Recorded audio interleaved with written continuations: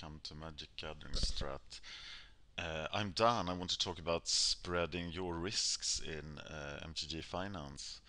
And I only do online stuff nowadays, although I am sure I am a more successful paper trader than most people.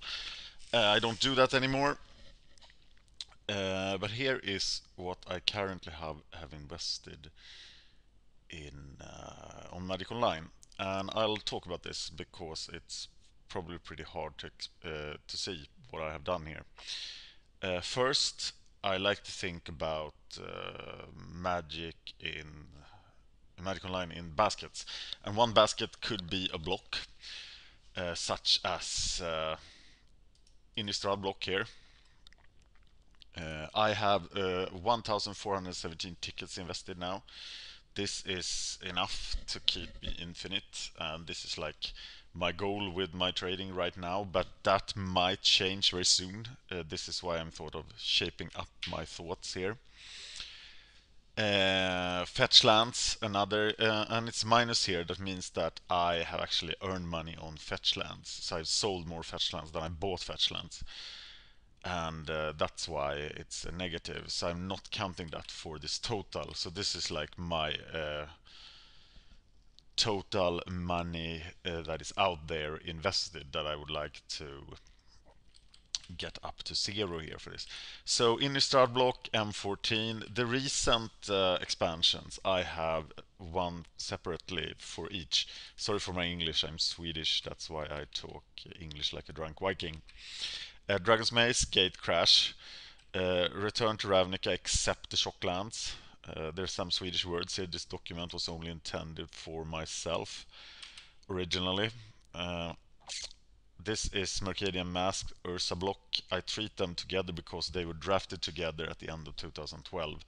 And I had very little to invest in. Those were my first investments pretty much. These and Mirage block, Mirage Tempest here.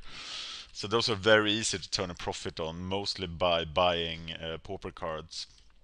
That's the easiest thing to do ever. So when the old formats come back, buy the pauper staples. That's really, really easy. These are the Shocklands from Return to Ravnica, and these are the Shocklands from Gatecrash. So you will notice then that about 30% of my money is invested in Shocklands. I actually have a list of them as well, and where they are. I have moved the long-term stuff off my normal account to other accounts to spread the risks of having too much value on one account. These are dual lands, the original dual lands. These are pauper cards for pauper decks, pretty much covers. I like to make this distinction, it's hard to do, but what I intend to do for modern decks, so see, another 34% is modern, and I've said here it must not have over 50% in modern. This was cards, Modern Masters, for example, I've invested heavily in. Pauper, I've earned so much, so I have a lot more invested than this, but I've sold a lot. M13 and M14 I put separately, but you can see it's very significant. These are bulk commons. I regret this. I bought a lot of bulk commons. I bought Temporal Fissure for 1 cent and sold it for 50 cents, but they're incredibly hard to sell without a bot. So I don't recommend that for anyone. This is Masters Edition. Legacy Staples, Commander, and Painlands for another taste of duels. Very hard to sell as well. But Shivan Reef has become significant. So what are the bigger things here? Total, as I said, the Shocklands. Dragon's Maid Gatecrash Return to Ravnica is 17-23%. 7.6% in M14. Those are mainly Chandra Pyromasters, Scavenging Oozes, and Mutavolts. So not very much. And that's pretty much how I have spread the risks. I definitely recommend if you think about investments in basket, this will also help me see where I am good, and I know that I'm real. These are the good investments, the old blocks.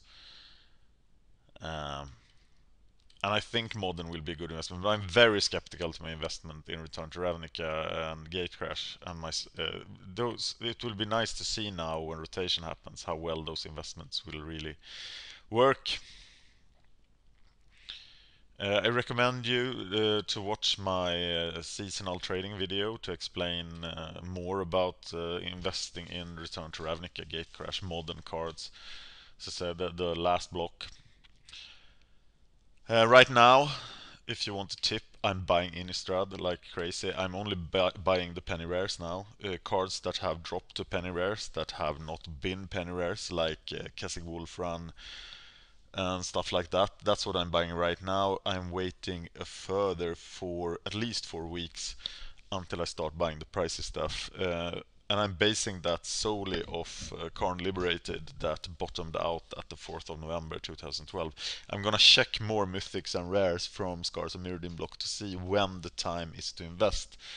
But I'm investing heavily in Innistrad block over the next until the end of November, pretty much. Innistrad block is the only thing I'm investing in for a modern long term, and that's really where you want money to be in the long term stuff, especially if you feel like some taking a pause of Magic sometime.